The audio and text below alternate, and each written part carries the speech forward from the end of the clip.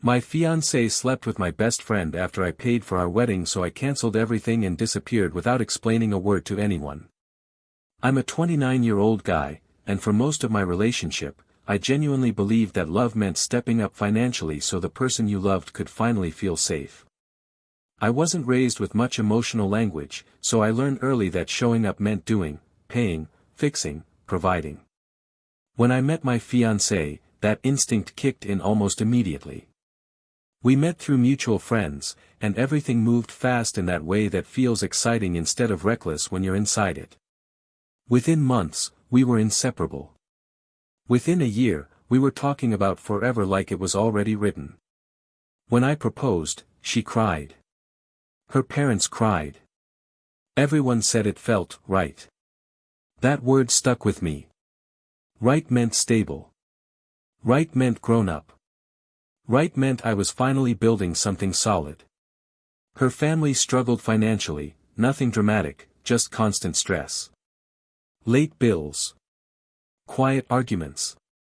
That tight feeling in the room whenever money came up. I didn't think twice. I started covering deposits to help things move faster. One vendor turned into 3. Then 5. Before I realized it, I was the one paying for the venue, the catering, her dress, the rings, even flights and hotels for relatives who wouldn't be able to come otherwise. You don't have to do all this, she said once, her voice soft, eyes warm. I want to, I told her. And I meant it.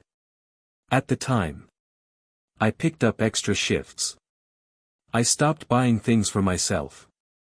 I told myself it was temporary, that this was what commitment looked like. I was proud of how much I could handle. My best friend was there through all of it. He'd been in my life for over a decade, college nights, breakups, failures, wins. He helped with planning, joked with my fiancée, reassured me when I looked exhausted. Man, you're doing everything right, he told me once, clapping me on the shoulder. I believed him. I believed both of them. I remember lying awake one night, staring at the ceiling, feeling drained but strangely fulfilled.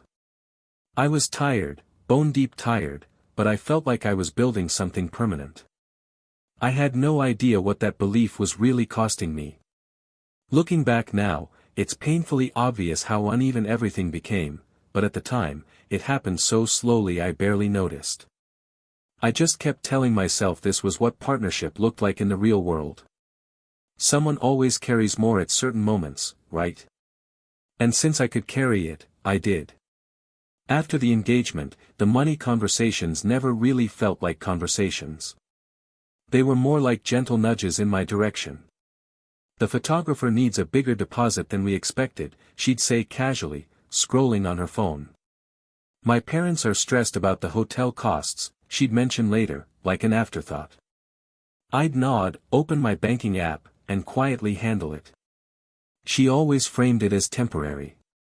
After the wedding, things will balance out. Once we're married, we'll finally be a team. Those words became my fuel. Every time my chest tightened with stress, I'd remind myself there was a finish line. This wasn't my life forever, just a demanding chapter. I started working longer hours. Late nights. Weekends. I stopped going to the gym, stopped seeing friends. When I came home exhausted, she'd smile and tell me how grateful she was, how lucky she felt to have someone so reliable. That word again. Reliable. Like I was a structure, not a person. But something subtle shifted. She stopped asking how I was doing. When I mentioned feeling overwhelmed, she'd laugh lightly and say, "It's just wedding stress. Everyone goes through this." If I brought up money, she'd reassure me without ever offering solutions. Meanwhile, my best friend became a constant presence. He'd come over when I was working late, help her with planning details, stay for dinner. "Don't worry, man," he told me once. "I've got your back. Focus on work." I trusted him completely. Why wouldn't I? Still, there were moments, small, quiet moments, where something felt off. The way conversation stopped when I walked into a room. The way she'd tilt her phone away without thinking. The way I felt more like a sponsor than a partner. I told myself I was being paranoid. That stress was messing with my head. Love required faith, didn't it? So I pushed the doubt down, worked harder, paid more, and kept telling myself that once the wedding was over, everything would finally make sense. I just didn't realize how much was already happening behind my back. My best friend and I had history, the kind that makes you stop questioning someone entirely. We met in college, bonded over being broke, lost, and trying to figure out who we were supposed to become. He'd seen me at my worst. I'd covered for him when he screwed up. We had that unspoken rule that nothing could really break us. So when he became deeply involved in the wedding planning, it didn't feel strange. It felt natural. He helped pick vendors, gave opinions on seating charts, even came with us to tastings when my schedule was too packed. Everyone joked that he was practically part of the relationship. "You're lucky," he told me once, sipping coffee at my kitchen counter. "Most guys don't get this kind of loyalty." I laughed. Yeah. I know. What I didn't see back then was how often he was around when I wasn't. How comfortable he seemed in my space. How easily conversations flowed between him and my fiancée, like they'd rehearsed them. Sometimes I'd come home late and find them sitting close on the couch, scrolling through wedding photos. "We were just figuring out timelines," she'd say quickly. "Man, you work too much," he'd add with a grin. I trusted that grin. I trusted him with things I didn't even say out loud to her yet. When the pressure got heavy, he was the one I vented to. I told him about the money stress, the exhaustion, the fear that I was losing myself. "You're doing the right thing," he'd reassure me. "Marriage is about sacrifice." That word again. There were moments, tiny ones, that should have slowed me down. A look that lasted half a second too long. A joke that landed a little too familiar. The way she'd mention his name more than necessary. But every time a thought flickered in my mind, I crushed it immediately. Questioning him felt almost insulting, to him, to our history, to the version of myself that believed loyalty was unbreakable. So I ignored the tightening in my chest. I ignored the strange quiet when I entered a room unexpectedly. I ignored how often my fiancée smiled at her phone and said, "It's nothing." I kept telling myself I was lucky, to have a partner I trusted and a best friend who supported me. I had no idea how wrong that assumption was, or how close I was to finding out. The first time something felt undeniably wrong, it wasn't dramatic. There was no shouting, no obvious slip-up. It was quiet, and somehow that made it worse. I came home earlier than usual one evening because a client meeting got cancelled last minute. The apartment was dim, the air heavy with the smell of takeout. I heard voices in the living room, low and rushed, and when I stepped inside, they both flinched. Not jumped, flinched. Like they'd been caught mid-thought. "Oh, you're home already," my fiancée said, a little too fast. "Yeah," I replied slowly. "Everything okay?" My best friend stood up immediately, grabbed his jacket. "I was just heading out," he said, avoiding my eyes. They brushed it off as nothing. Wedding stress. Planning overload. I nodded, but something in my chest tightened and didn't loosen. That night, while she showered, her phone lit up on the nightstand. A message preview popped up, his name. I didn't read it. I didn't touch the phone. I just stared at it like it might explode.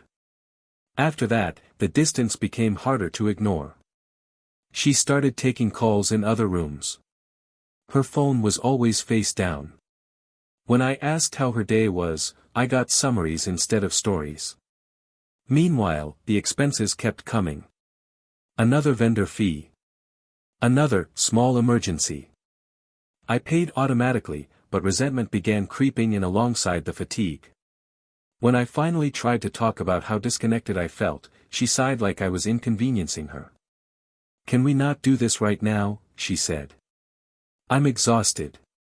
So am I replied quietly. She kissed my cheek and promised we'd talk later. We didn't. My best friend noticed the tension and pulled me aside one day. You're overthinking, he said gently. She's just stressed. Don't sabotage something good. I wanted to believe him. God, I needed to believe him. So I swallowed the unease and told myself I was projecting. That my stress was turning shadows into monsters. But late at night, lying beside her while she scrolled silently on her phone, I felt a growing sense of being shut out of my own life. Something had shifted, and I didn't know how to name it yet. I just knew the illusion was cracking, and I was running out of excuses to ignore it. By the time I finally worked up the courage to speak openly, I was already apologizing before the conversation even started. That should have been my first clue. I remember sitting at the kitchen table, fingers wrapped around a mug I wasn't drinking from, rehearsing my words in my head so they wouldn't sound like an accusation.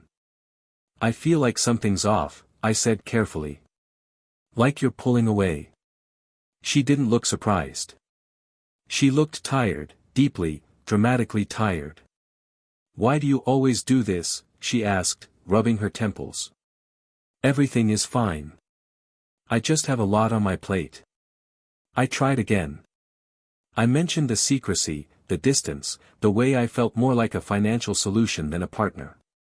Her expression softened immediately, but not in relief, in pity. You're just overwhelmed, she said gently. You've been working too much. You're not thinking clearly. Somehow, within minutes, I was the one reassuring her. Apologizing for bringing it up. Promising to be more patient. When I later mentioned it to my best friend, he echoed her words almost perfectly. She loves you, man, he said. You're just burning yourself out. Don't let stress ruin what you have. Hearing it from both of them made my doubts feel irrational. Embarrassing, even. I started censoring my own thoughts before they could fully form. Every time something didn't add up, I told myself I was being dramatic. Still, the pressure didn't ease. The bills kept coming. The intimacy didn't return. When I asked practical questions, about budgeting, about splitting costs after the wedding, she brushed them aside. Can we talk about this later? Why are you so focused on money all of a sudden? I thought you were doing this because you wanted to. Each sentence landed like a small correction to my character. I stopped bringing things up altogether. At night, I lay awake replaying conversations, wondering how I'd gone from confident to constantly second-guessing myself. The apartment felt colder somehow, even when she was right beside me.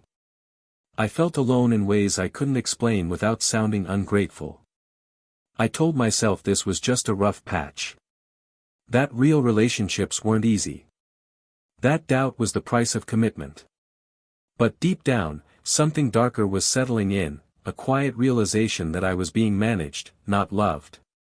And I was running out of energy to keep pretending otherwise. The truth didn't come out in a dramatic confrontation or a heated argument. It slipped into my life quietly, almost accidentally, which somehow made it feel even crueler. It happened on an ordinary afternoon when I was home early again, sitting on the couch with my laptop, trying to focus on work while my mind felt permanently foggy. Her tablet was charging on the coffee table. I wasn't snooping. I wasn't looking for anything. A notification lit up the screen on its own. His name. At first, I told myself it was nothing. Wedding logistics. A joke. Something harmless. But the message preview wasn't harmless. It was intimate in a way that made my stomach drop instantly. My hands started shaking before my brain even caught up. I shouldn't have opened it. I know that. But once I did, there was no going back. The messages weren't confusing or vague. They were clear. Explicit. Familiar. Plans. Memories. Jokes that didn't belong to me anymore. I scrolled, frozen, my chest tight like I couldn't get enough air. The timestamps hit harder than anything else. Some of them were from nights I'd worked late. Others were from days we'd toured venues together, days I'd paid for lunch, smiling like everything was fine. They hadn't just crossed a line once. They'd built something behind my back. Slowly. Comfortably. I remember whispering, "No," out loud, like that might undo it. The most brutal part wasn't just that she cheated. It was who she cheated with. My best friend. The person who looked me in the eye and told me I was doing the right thing. The person who reassured me when doubt crept in. They'd both been managing me, calming me down while continuing the lie. I sat there for a long time after that, staring at the dark screen once it locked itself. My body felt numb, like the world had tilted slightly off its axis. Every memory suddenly rewrote itself in my head. The wedding. The money. The conversations. The silence. Nothing was accidental. Nothing was misunderstood. And in that moment, I realized something that terrified me even more than the betrayal itself. I had no idea what I was going to do next. I didn't scream. I didn't confront anyone. I didn't even cry right away. I just sat there, completely still, like if I moved too much the reality would finally crush me. When she came home later that evening, I acted normal. I asked about her day. I listened. I nodded. Every word out of her mouth felt surreal, like I was watching a scene instead of living it. She laughed at something on her phone and turned the screen away without thinking. That tiny movement hit me harder than the messages themselves. I knew what was on there now. I knew who she was talking to. That night, she fell asleep quickly, curled toward me like nothing was wrong. I stared at the ceiling, replaying every moment from the past few months. The late nights. The cancelled plans. The way my best friend always seemed to know when I was busy. I felt stupid for not seeing it sooner, but the shame was layered with something worse, humiliation. I had paid for everything. I had trusted both of them completely. I had been funding my own betrayal while they smiled and reassured me. The next few days blurred together. I went to work, answered emails, paid another invoice without thinking. I smiled when coworkers asked about the wedding. I let my fiancée talk about centerpieces and seating charts while my chest felt hollow. My best friend texted me jokes, checked in, asked if I was holding up okay. "You good, man?" he wrote one night. I stared at the screen, my hands shaking again. "You have no idea," I thought. I couldn't bring myself to respond honestly. Saying nothing felt safer than opening a door I wasn't ready to walk through. I needed time to understand how this could happen without me noticing. How long it had really been going on. How deep the lie ran.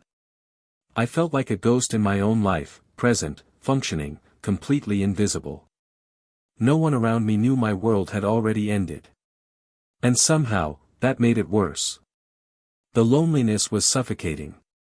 Every night, I told myself I'd confront them tomorrow. Every morning, I woke up numb instead. And with each passing day of silence, the weight of what I knew grew heavier, until I could feel myself starting to crack. Rock bottom didn't come with a dramatic breakdown. It came with silence. A heavy, suffocating quiet that settled into my chest and refused to leave. One morning, I woke up and realized I didn't feel angry anymore. I didn't feel sad either. I just felt empty. I went through the motions like a machine. Shower. Work. Eat something tasteless. Sleep. I stopped replying to friends. I ignored calls from my family. When coworkers asked how wedding prep was going, I smiled and said, "Busy," because it was easier than explaining that my entire sense of reality had collapsed. At home, the apartment didn't feel like mine anymore. It felt staged, like a set built for a lie I was still acting in. Wedding decorations sat in boxes by the wall. Her dress hung in the closet like a ghost. Every object felt like proof that I'd invested everything into something that never really existed. One night, I sat alone in the dark living room while she was out with friends. I didn't ask which friends.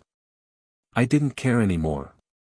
I stared at my bank statements on my phone, scrolling through transactions I barely remembered approving. Tens of thousands of dollars. My savings. My overtime. My future. All spent on people who had no problem lying to my face. That's when the thought hit me, slow and terrifying. If I confront them, I lose my dignity. If I beg for explanations, I give them power. If I explode, I become the villain in their story. I slid down against the couch until I was sitting on the floor, my back against it, hands covering my face. For the first time, I felt truly alone, not just betrayed, but erased. Like my role had always been to provide, not to matter. I didn't cry. I couldn't. I just sat there until my legs went numb, realizing something fundamental had broken inside me. The wedding date was getting closer. Everyone expected me to show up, smile, and keep paying. But deep in that quiet, hollow space, a dangerous idea began to form, one that didn't involve confrontation, forgiveness, or closure. An idea that involved disappearing entirely. The decision didn't arrive all at once. It formed slowly, like a bruise darkening under the skin. At first, it was just a thought I kept pushing away. Then it became a possibility. Then, one morning, it felt inevitable. I realized I didn't want explanations. I didn't want apologies that would only exist because they got caught. I didn't want to sit across from them and watch them cry, lie, or blame stress. The more I imagined confronting them, the more exhausted I felt. I had already given them enough of my energy. I wasn't going to give them my pain too. So I chose silence. I started doing things quietly. Methodically. I logged into vendor accounts late at night while she slept beside me. I read contracts I'd barely skimmed before. Cancellation policies. Refund windows. Penalties. Each click felt surreal, like I was dismantling a life I was still living during the day. The venue was first. Then the caterer. Then the photographer. I didn't tell anyone. Not my family. Not my friends. Not even my best friend, who kept texting me memes and asking if I was surviving wedding hell. I was calm in a way that scared me. Detached. Like I'd already left emotionally and was just finishing the paperwork. I transferred my remaining savings into an account she didn't have access to.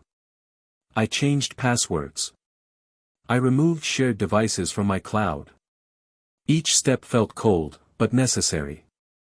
This wasn't revenge, it was self-preservation. At home, I played my role perfectly. I nodded during wedding conversations. I smiled when she talked about plans that no longer existed. I kissed her goodnight, knowing it might be one of the last times. The strangest part was how invisible my withdrawal was. No one noticed the shift. No one asked why I'd gone quiet. They were too busy enjoying the benefits of who I'd been. Every night, I told myself I'd explain eventually. That I owed someone something. But deep down, I knew the truth. Closure wasn't something they deserved. And walking away without a word was the only way I could leave with myself intact. All that was left was to finish disappearing. The final week before everything was supposed to come together felt unreal, like time was moving around me instead of forward. The wedding date sat on the calendar like a threat, circled and read by everyone except me. By then, I'd already cancelled most of what I paid for, but the last steps were the hardest. I waited until she left for work one morning, the door clicking shut behind her. The apartment went silent. I stood there for a moment, just breathing, then opened my laptop. The venue confirmation email stared back at me like a dare. I clicked cancel. No fireworks. No dramatic message. Just a confirmation screen and a refund notification. I did the same for the final vendors. One by one, I erased the future I'd been financing. Some deposits were gone for good. I didn't care. Money felt meaningless compared to the weight lifting off my chest. After that, I packed only what was mine. Clothes. Documents. A few personal items I couldn't replace. I left everything else untouched: wedding gifts, decorations, things we'd picked out together. The engagement ring stayed on the kitchen counter, placed carefully like an object that had lost its purpose. I walked through the apartment one last time. It looked normal. Peaceful, even. Anyone else would have thought a happy couple lived there. Before leaving, I changed my phone number. I logged out of social media. I removed myself from shared accounts and group chats. I didn't block anyone, I just vanished. I locked the door behind me and stood in the hallway for a long moment, my keys heavy in my hand. Part of me expected panic. Regret. A rush of emotion. Instead, I felt still. I didn't leave a note. I didn't explain myself. There was nothing I could say that would make them understand what they'd done, or undo it. As I walked away, my phone buzzed once in my pocket. A message from my best friend. "You okay? Haven't heard from you." I kept walking. I didn't look back. They would notice soon enough that the wedding was gone. And when they did, I would already be out of reach. I didn't see the fallout happen in real time. I wasn't there for the shouting, the panic, or the scrambling explanations. But chaos has a way of reaching you anyway, especially when you leave behind people who are used to control. It started with missed calls. Dozens of them. Unknown numbers. Then emails. Long ones. Short ones. Angry ones. Confused ones. My phone stayed silent because I'd already moved on to a new number, but curiosity got the better of me one night, and I checked an old email account I'd forgotten to close. The subject lines told the story for me. "Where are you? What's going on? You can't do this." I learned everything secondhand. Friends messaged mutuals. Family members started asking questions. Vendors reached out to her when payments bounced or bookings vanished. The venue confirmed the cancellation. The caterer followed. The photographer. The wedding didn't slowly fall apart. It collapsed. Someone told me my best friend showed up at my parents' house, pale and frantic, asking if they'd heard from me. Someone else said my fiancée was hysterical, insisting there had to be a mistake, that I wouldn't just disappear like that. She told people I was overwhelmed. Depressed. Confused. She never told them the truth. Eventually, it came out anyway. Secrets always rot from the inside. Messages got leaked. Stories didn't line up. The same people who once congratulated them quietly started stepping back. I didn't respond to a single message. Silence did what arguments never could. It forced them to sit with their own mess without me managing it for them. For the first time in years, I wasn't fixing anything.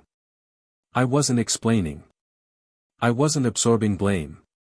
And while the world they built on my back burned down behind me, I was somewhere else entirely, sitting alone in a small, unfamiliar room, realizing something strange and unexpected. The noise in my head had finally started to fade. But I wasn't done yet. Not emotionally. Not completely. There was one last thing I had to face, alone. For a long time, I thought closure meant confrontation. A final conversation. An apology. Some kind of explanation that would make everything make sense. But sitting alone in that small, unfamiliar room, I realized closure doesn't come from the people who broke you. It comes from the moment you stop waiting for them to fix what they destroyed. I didn't rebuild my life all at once. I started small. I slept without checking my phone. I ate meals without rushing. I let silence exist without filling it with noise or justification. For the first time in years, my thoughts felt like they belonged to me again. I moved cities. Not because I was running, but because I wanted a place where nothing was tied to who I used to be. I found a job that didn't demand my entire identity. I started working out again, not to prove anything, but because it reminded me I still had a body, still had agency. Every now and then, updates found their way to me. My ex-fiancée and my former best friend didn't last. Trust built on betrayal never does. Some mutual friends tried to reach out, offering explanations I didn't ask for. I declined them politely. I wasn't angry anymore, I was done. The hardest part wasn't losing them. It was grieving the version of myself who thought love meant self-erasure. The guy who believed being useful was the same as being valued. I don't hate them. I don't wish them pain. Their choices already carved out consequences I'll never need to witness. What I know now is this: disappearing wasn't weakness. It was the first boundary I ever set, and the most powerful one. I didn't get revenge in the way movies show it. I didn't get dramatic justice or public apologies. I got something better. I got my dignity back. And for the first time in my adult life, I'm building something real, without bleeding for it first.